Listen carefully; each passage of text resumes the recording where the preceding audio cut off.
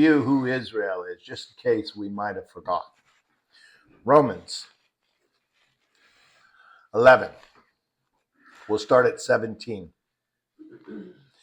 And this is Paul talking to the believers in Rome about Israel and the Gentiles. And he's telling them, well, he has told them that, we'll start with verse 17.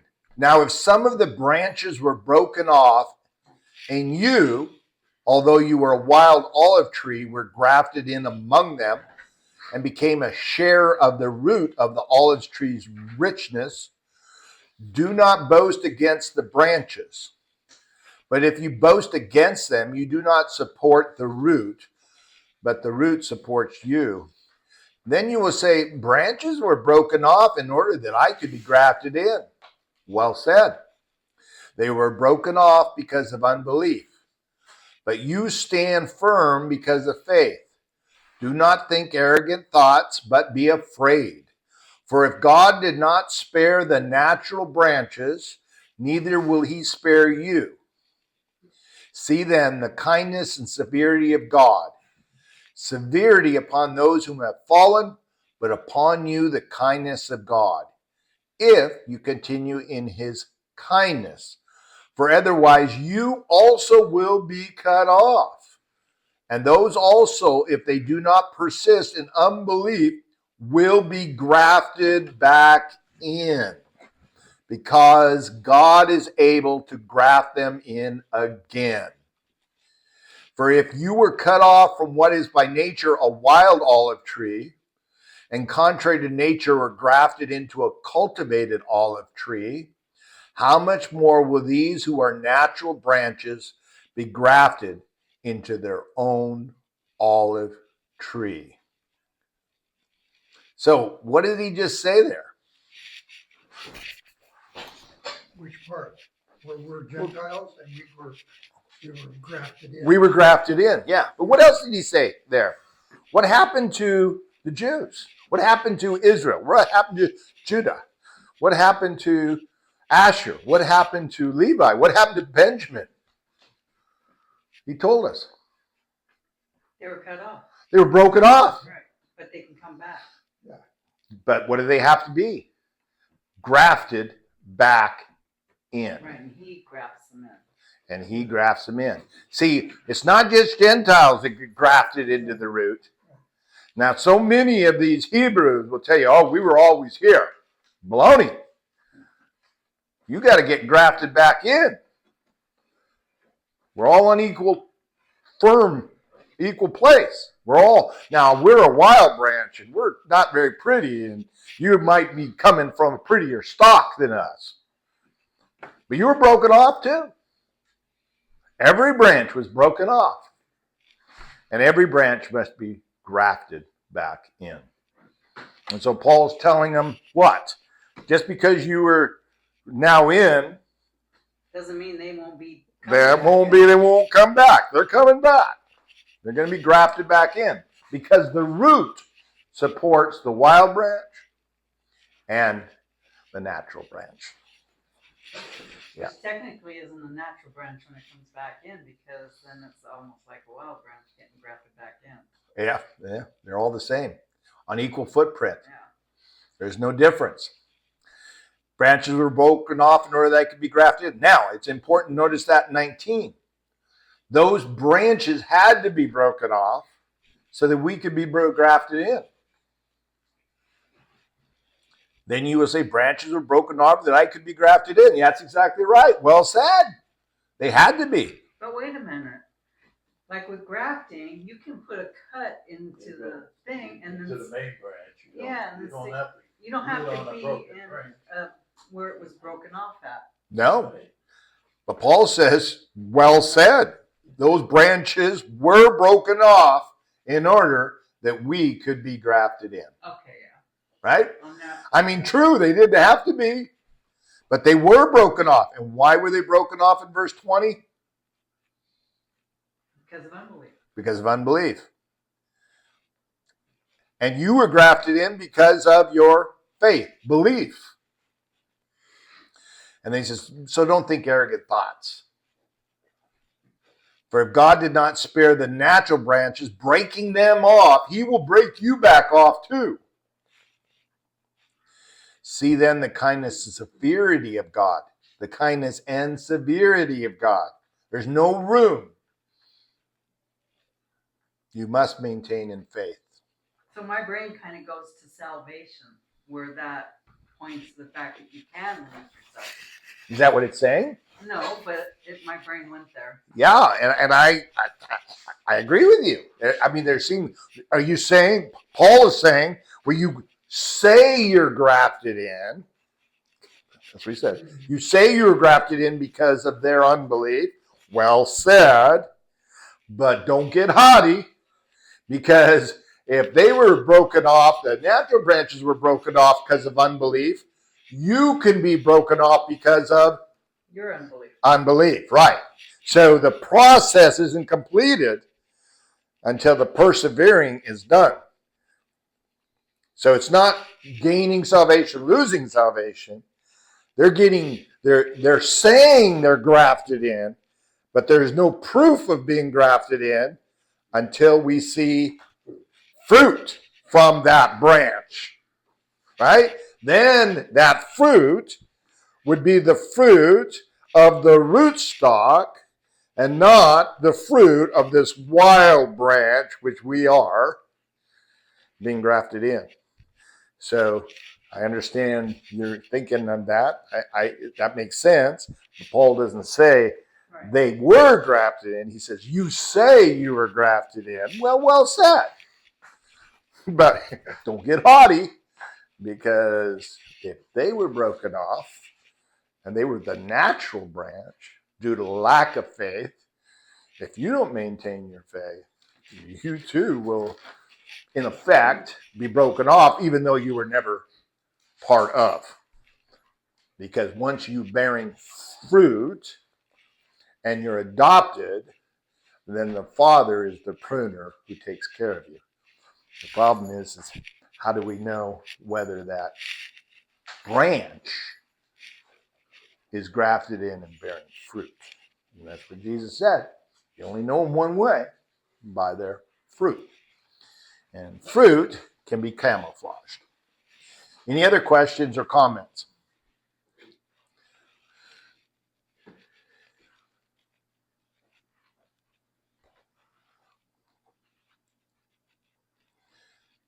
Okay, I'll real quickly see this. So Israel is all those grafted in. I'll read 25. For I do not want you to be ignorant, brothers, of this mystery. So here's a mystery. I don't want you to be ignorant. You need to understand this mystery, so you will not be wise in your own sight. The reason we need to understand this mystery is because if we don't understand this mystery, we'll be prideful. We'll be wise in our own sight. And here's the mystery. A partial, not full, a partial hardening has happened to Israel. Just a partial. Until the full number of the Gentiles has come in. And so all Israel be saved. So all Israel being the wild branches and the natural branches.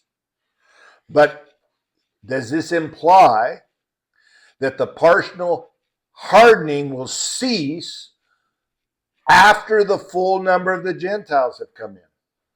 That's the way I read it. What do you think, Pete?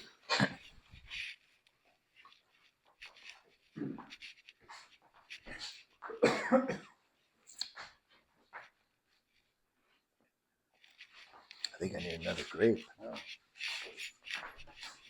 Israel will be saved.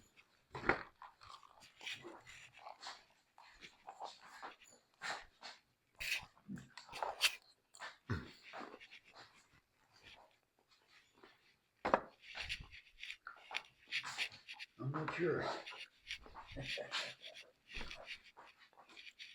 Deb, what do you think? Uh-oh. Don't let the the doggy do? It's less than 3 seconds. Quick, grab it. No, no, what the doggy do? Oh yeah, grapes are poisonous for And dogs. so is the chocolate.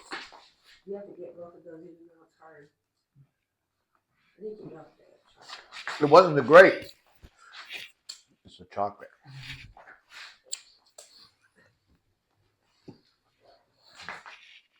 You should never eat chocolate when you pick it up off the floor. Cut all that. I knew you would. What do you think, Gene? Well, it says God previously hidden plans so that you will not be wise in your own opinion, that a partial hardening has temporarily happened to Israel. To last until the full number of Gentiles has come in. But then they talk about all the Jews. So Now, the Jews is just one tribe of 12. Jews is Judah. yeah, So you mean all of Israel. all of Israel, right? Seems to imply, doesn't it say to me, to me that, So that does that mean that all 12 tribes will have to be there? well, it seems to say that once the hardening ceases in Israel and the Israel is being grafted in, Gentiles will be done. The Gentiles will be what? Gentiles will be done. There will be no more Gentiles coming in.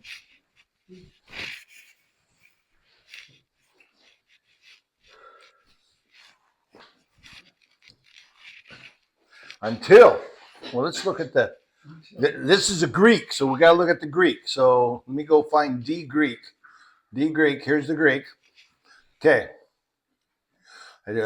I not for want you to be ignorant, brothers, of mystery, this mystery, so that you will not be in yourselves wise, that hardening, a partial hardening to Israel has happened until, and it is definitely until, it is the continued extent of time up to a point until, at least until the full number of the Gentiles has come in.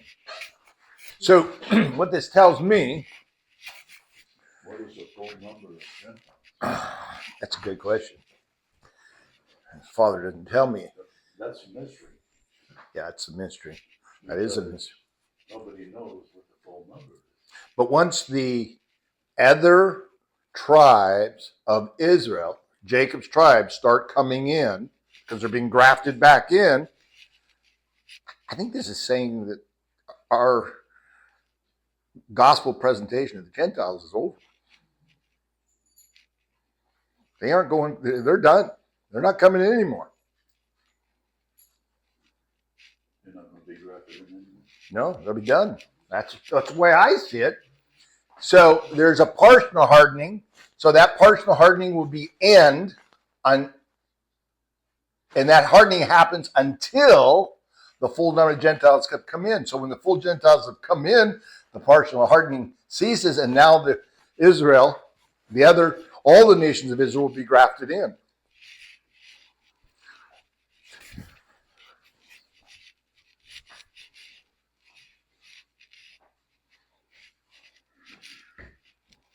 What do you think? So do you think then the time of the Gentiles has happened? The time of the Gentiles will be over when we see all the tribes of Israel being grafted in. I don't see all the tribes of Israel being grafted in. And we got to keep that in understanding. All the tribes. Remember, the Father's going to gather them from all over the world, right? He's going to bring them. Yeah, and all the tribes of Israel aren't right with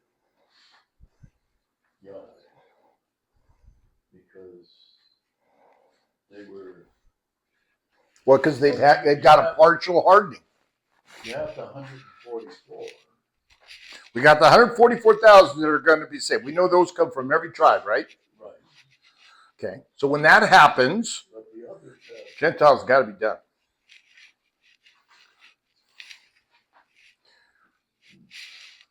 Now, and I see this as happening in the desert or in the mountains.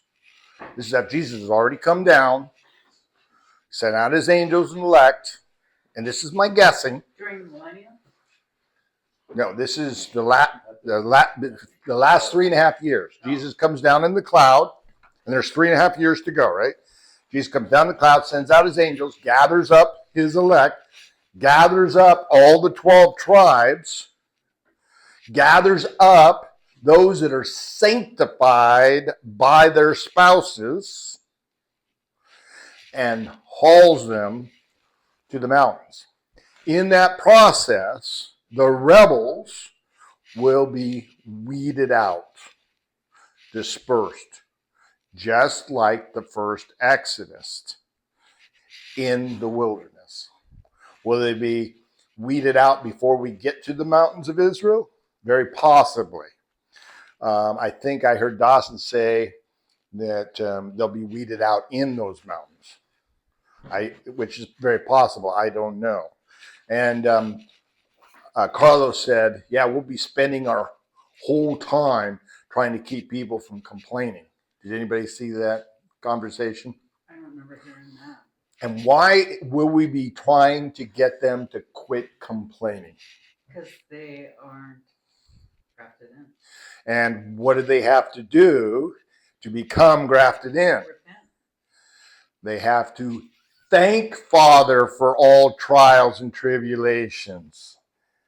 And their whole life, they've been complaining and whining, just like the Israel in Egypt. And when they come out, instead of acknowledging God, giving him thanks, and doing what he says, which is praise him for our trials and tribulations, because that's how he develops faith, they'll be complaining. So we'll be spending our whole time saying, look, you got to quit complaining. You have to thank Father for that splinter.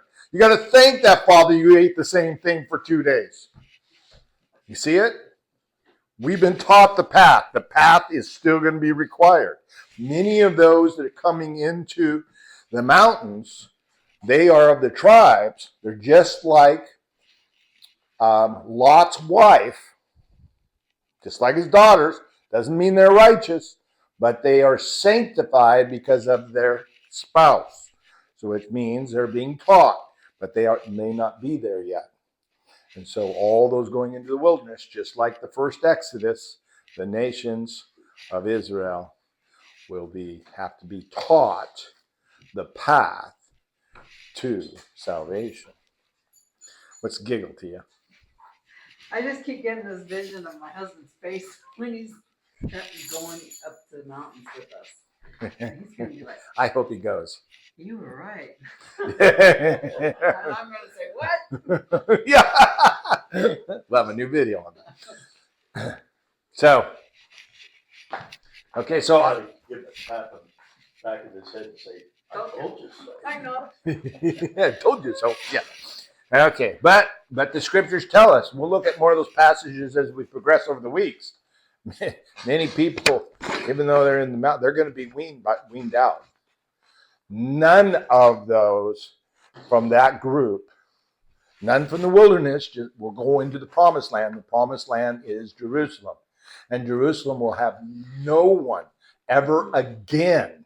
When Jesus walks in there and he cleanses Jerusalem out, no one ever again will walk in that city who isn't a child of fathers. No one. So he's got, even though they may come with us, they may be sanctified with us, they still have to follow the path where the Father gives them faith by following his way. His way, as Paul told us, acknowledging God and giving him thanks in everything. Developing that thanks in everything. And then when trials and tribulations come, acknowledge that it's good for him and give him thanks. That is the process that we get to, that we go to for the Father to give us faith. And so that's what Dawson and Carlos were saying. Yeah, we'll just be telling them quit complaining all the time. But we won't be the only ones saying that. Everyone else who is a child of Father will be saying it too. Okay, and then, so all Israel will be saved, just as written. So here he said, so all Israel, that's Jew and Gentile. And then it says, it quotes a scripture, the deliverer will come out of Zion, he will turn away ungodliness from Jacob. And then in 27 in Romans, and this is the covenant from me with them. This is what the Father says. When I take away their sins. So Father is going to bring them into a covenant, just like he did with us. And that covenant is, you are my child, I am your Father, and I will take care of you, and you will be my child. With respect to the gospel, they are enemies for your sake. He's saying to the Gentiles, because of the gospel, the truth, they have become an enemy so that you will come in for your sake. But with respect to election, who's chosen, they are dearly loved for the sake of the Father. Father chose them to be his children. Some of them would not walk his path. For the gifts and callings of God are irrevocable. For just as you formerly were disobedient to God, but now have been shown mercy because of the disobedience of these Israelites, so also these have now been disobedient for your mercy, in order that they also may now be shown mercy. For God confined them all in disobedience, in order that he could have mercy on them all. Same agreement he has with us. Gentiles, we were all disobedient. The Israel nation became disobedient in order that God could have mercy on them all. Okay, so we are Israel. Any questions on that one? Okay, let's look at Ezekiel 20.